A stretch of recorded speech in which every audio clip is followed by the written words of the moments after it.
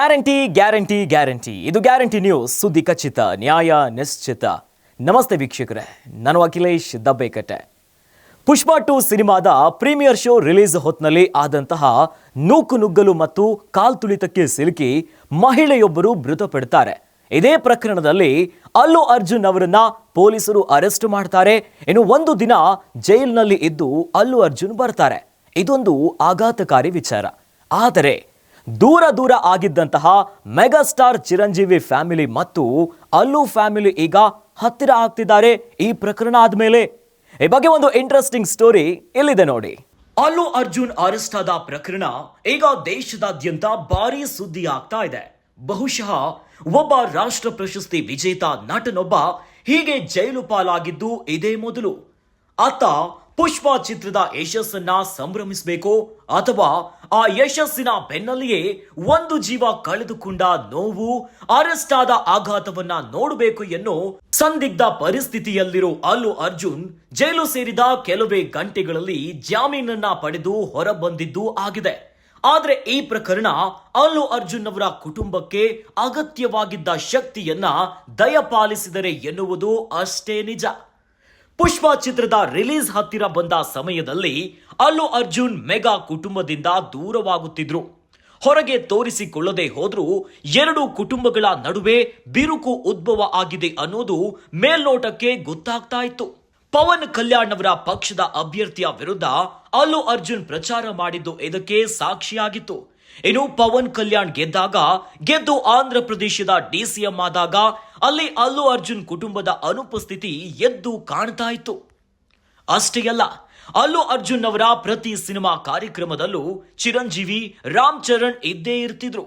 ಆದ್ರೆ ಪುಷ್ಪ ಚಿತ್ರದ ಯಾವುದೇ ಪ್ರಚಾರ ಕಾರ್ಯಕ್ರಮಗಳಲ್ಲಿ ಚಿರಂಜೀವಿ ಕುಟುಂಬ ಕಾಣಿಸಿಕೊಳ್ತಾ ಇರಲಿಲ್ಲ. ಇನ್ನು ಟ್ವೀಟ್ ಮಾಡಿ ಶುಭ ಕೋರಿದ್ದು ಕೂಡ ಇರಲಿಲ್ಲ. ಅಲ್ಲು ಅರ್ಜುನ್ ಅವರ ತಂದೆ ಅಲ್ಲು ಅರವಿಂದ್ ಅವರ ತಂಗಿ ಸುರೇಖಾ ಅವರೇ ಚಿರಂಜೀವಿಯವರ ಪತ್ನಿ. ರಾಮ್ ಚರಣ್ ಅವರ ತಾಯಿ ಅಲ್ಲು ಅರ್ಜುನ್ ಮತ್ತು ರಾಮ್ ಚರಣ್ ಒಟ್ಟಿಗೆ ಬೆಳೆದವರು. ಇಬ್ಬರ ನಡುವೆ ಸ್ಪರ್ಧೆ ಇರಲಿಲ್ಲ, ಅನ್ಯೋನ್ಯತೆ ಇತ್ತು. ಆದ್ರೆ ಹೊಸಬರ ಚಿತ್ರಗಳಿಗೂ ಟ್ವೀಟ್ ಮಾಡಿ ಶುಭ ಕೋರುವ ಚಿರಂಜೀವಿ, ರಾಮ್ ಚರಣ್ ತೇಜ ಅವರಿಂದ ಪುಷ್ಪ ಚಿತ್ರದ ಒಂದೇ ಒಂದು ಶುಭ ಹಾರೈಕೆಯೂ ಇರಲಿಲ್ಲ.